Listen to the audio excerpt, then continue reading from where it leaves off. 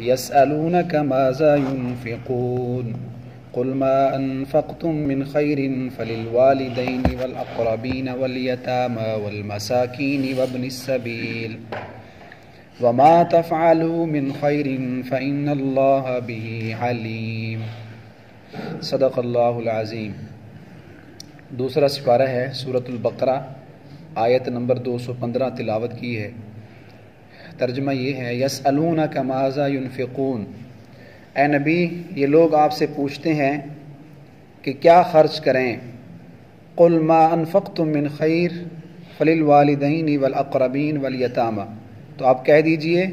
کہ جو کچھ بھی آپ مال وغیرہ خرچ کرتے ہو تو فللوالدین، تو پس پہلا حق والدین کا ہے، والاقربین اور قریبی رشتہ داروں کا، والیتامى اور یتیموں کے لیے، والمساکین اور مسکین غریبوں کے لیے، وابن السبیل اور مسافروں کے لیے، وما تفعلوا من خیر فإن اللہ بہ علیم، اور جو کچھ بھی تم مال وغیرہ خرچ کرو تو بے شک اللہ اس کو جاننے والا ہے۔ آپ سے لوگ آ کر پوچھتے ہیں کہ ہم کیا چیز خرچ کریں اور کہاں خرچ کریں۔ یہ جو آیت 215 ہے اس کے اترنے کا واقعہ یوں ہے، یہ کس موقع پہ نازل ہوئی تھی۔ قصہ یوں بنا کہ ایک صحابی رسول ہیں حضرت عمر بن جموح رضی اللہ تعالی عنہ، یہ معذور صحابی تھے، لنگڑے تھے، صحیح طرح چل نہیں سکتے تھے، اگر کھڑے ہوتے تو یہ تو پھرکی کی طرح گھوم جاتے، روایات میں آتا ہے ان جلدی سے دھڑم سے گر جاتے، بالکل بھی کھڑے نہیں ہو سکتے تھے۔ لیکن اللہ نے ان کو مال بہت دیا تھا، بڑے مالدار تھے، غنی تھے، اللہ کا ان کے اوپر خصوصی فضل تھا۔ تو ایک مرتبہ آئے حضور صلی اللہ علیہ وسلم سے سوال کرنے لگے، یا رسول اللہ میرے پاس یہ کچھ مال ہے، کچھ پیسے ہیں، دراہم ہیں، دنانیر ہیں، تو میں ان کو خرچ کرنا چاہتا ہوں، تو مجھے مصرف بتائیے، یہ پیسے میں کہاں خرچ کروں، کس کو میں دوں، اس کا مصرف کون ہے، اس کا مستحق کون ہے۔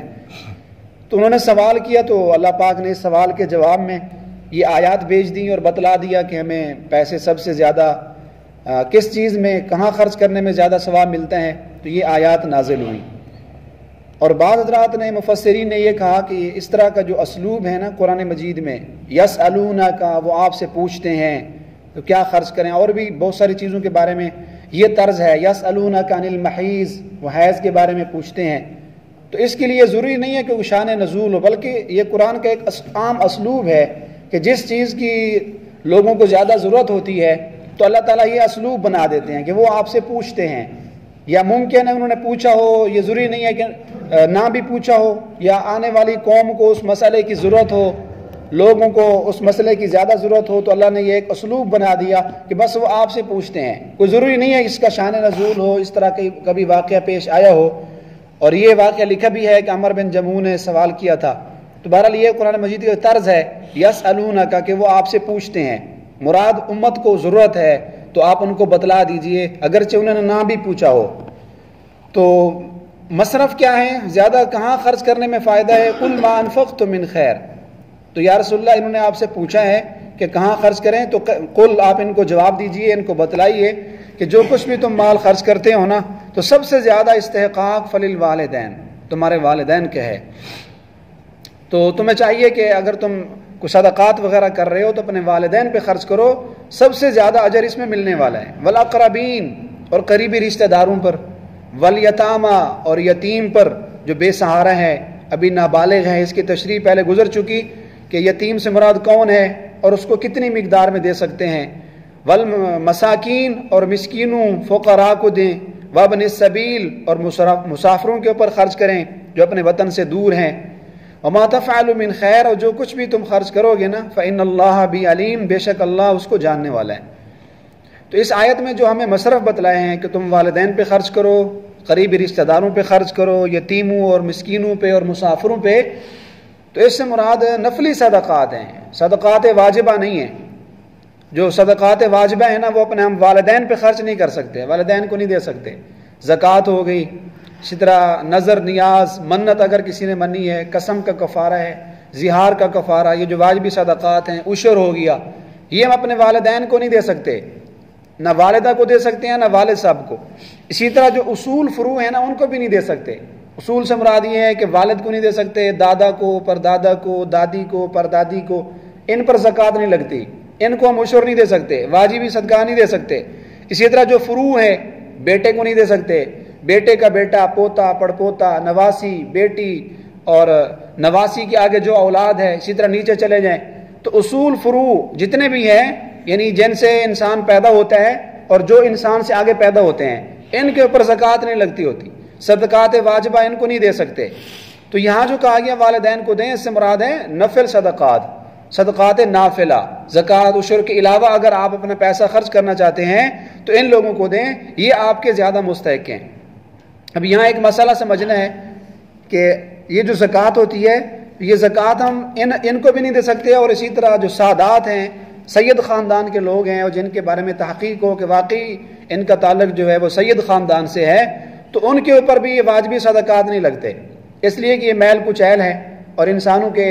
گناہوں کا کفارہ ہے۔ تو آل محمد اور حضور صلی اللہ علیہ وسلم نے اپنے بارے میں فرمایا کہ یہ صدقات لا تحل لمحمد ولا لآل محمد، یہ صدقات، زکوٰۃ، عشر، یہ لوگوں کے گناہوں کا میل کچیل ہے،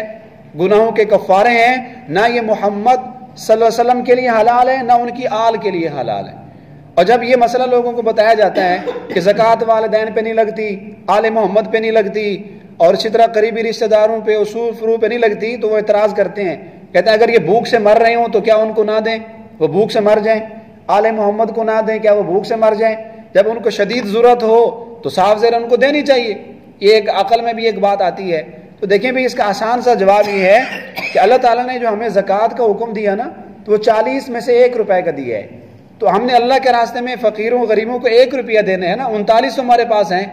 100 میں سے 2.5 روپے دینے ہیں، باقی تو ہمارے پاس ہیں